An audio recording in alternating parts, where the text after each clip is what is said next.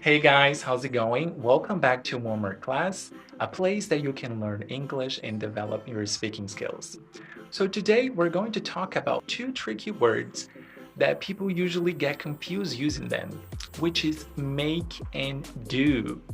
A lot of people, when they're learning English, they get mistake using make and do because it's a little bit confusing. But today we're going to learn the definition of these two words and how to use it properly. So let's start with make. Usually use make when you're creating something from scratch, or when you're producing something. Let's see an example. Make a cake. Make a cake. So you're creating something new. For example, you have all the ingredients, you mix them all together, you bake it, and the end of the result is a cake. So you created something new. Let's see another example. Make a decision. Make a decision. So you had an idea, you produced this decision. So you had a process, and at the end, you had a result, you had a decision. So you make something, you're creating something from scratch in your mind. So you made a decision. So now that you see how to use make, let's see how can we use do. Usually you use as a auxiliary verb, like when you want to ask questions. So for example, do you like this exercise? Do you like talking to people?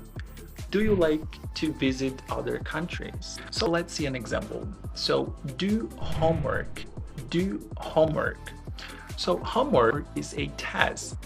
So often when you're going to do a homework, you're not going to make a homework. You're going to do a homework because it is a task. So let's see another one. Do exercise. Do exercise.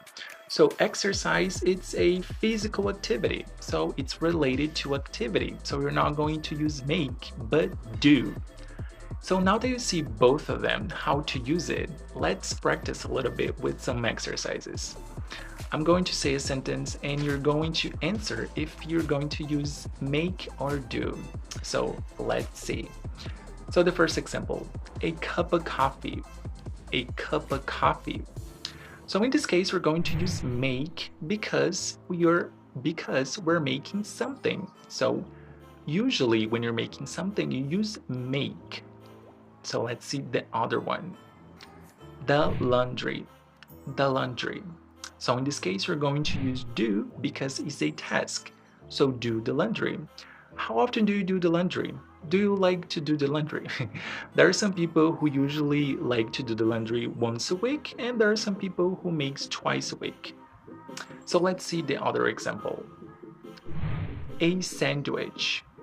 A sandwich. So a sandwich, again, we use make because we are creating something.